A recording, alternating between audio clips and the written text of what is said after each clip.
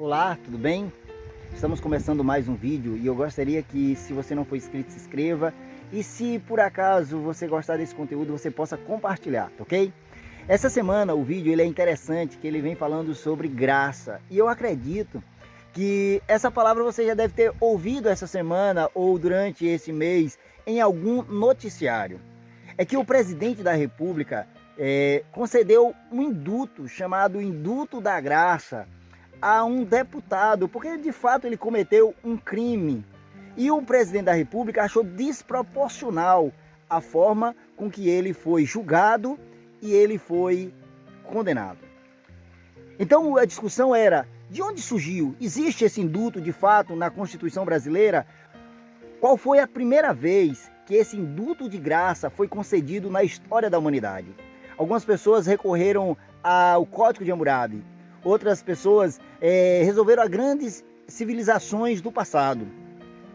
Até chegaram a citar Jesus Cristo naquele julgamento entre Barrabás e Cristo, onde aquele líder, aquele rei, deveria conceder a graça a alguém. Mas onde de fato surgiu o indulto da graça? Outra coisa interessante é que você é um grande beneficiário do indulto da graça. Mas não é o indulto da graça presidencial, é o indulto da graça divinal. Você conhece bem a história?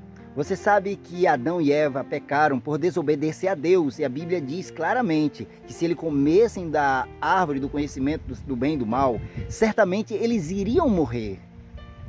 E perceba que quando Deus vai ajustar a conta, Adão e Eva se escondem com medo da sentença que sobrecairia sobre ele. Então, Deus aparece, eles dois se escondem. E eles dizem, olha Senhor, nós nos escondemos porque tivemos medo do Senhor. Então Deus concede o primeiro indulto, quando um cordeiro é morto, e eles se vestem ali, daquelas vestes do cordeiro. Ali era a graça concedida, o primeiro indulto de graça concedido na história da Bíblia. Ao pronunciar a sentença sobre a humanidade depois do pecado, onde Deus viu que o pecado se multiplicara e que o Espírito Santo seria retirado da terra, a Bíblia faz uma leve pausa para falar de salvação. Olha o que a Bíblia diz. Porém, Noé achou graça diante do Senhor. Veja, a humanidade ia ser destruída, mas Deus concedeu um indulto de graça a Noé. A primeira vez, então, que Deus concede graça é para livrar a humanidade da morte, fazendo com que eu e você, descendentes de Noé, também recebêssemos por ele a graça mais uma vez. Um dos grandes pecadores da Bíblia, o rei Davi, ele reconhece em Deus a graça e ele apela para Deus, para que Deus conceda graça sobre ele. Olha o que ele diz no Salmo 6, verso 4, ele diz as seguintes palavras: Volta-te, Senhor, e livra minha alma, salva-me por tua graça. Algumas pessoas acreditam que a graça ou o tempo da graça começa no Novo Testamento, mas isso não é verdade, já que nós vimos que Adão e Eva foram salvos pela graça de Deus. Nós percebemos que Noé escapou do dilúvio pela graça de Deus. Mas aqui está um salmista, pecador, falho, dizendo, Senhor, livra-me, eu quero ser salvo. Senhor, eu quero ser salvo pela tua graça. Eu e você, então, segundo o Antigo Testamento, somos salvos pela graça, pela misericórdia de Deus. É o indulto divino da graça derramado sobre você, é que te faz ser uma pessoa salva, meu amigo. Mas aí você me pergunta, e no Novo Testamento? Existe algum texto que se refere à graça? Se referirmos à graça no Novo Testamento, precisamos então recorrer ao livro de Efésios, no capítulo 2, no verso 8, ele diz as seguintes palavras: É pela graça que sois salvos, mediante a fé, e isso não vem de vós, é dom de Deus.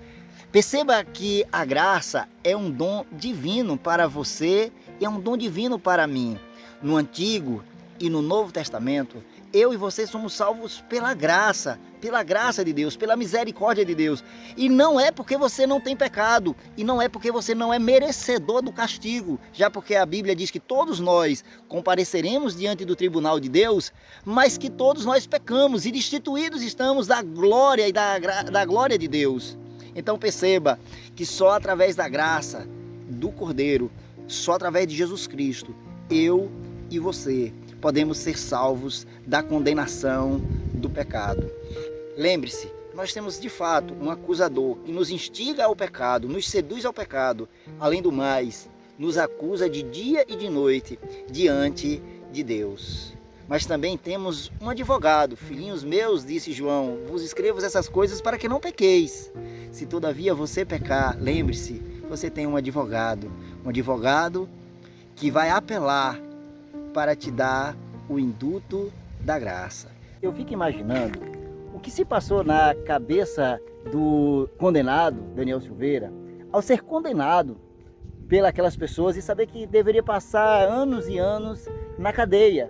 Eu também fico pensando como foi que ele recebeu a notícia da graça, como ele se sentiu ao saber que foi perdoado pelo induto presidencial. E você?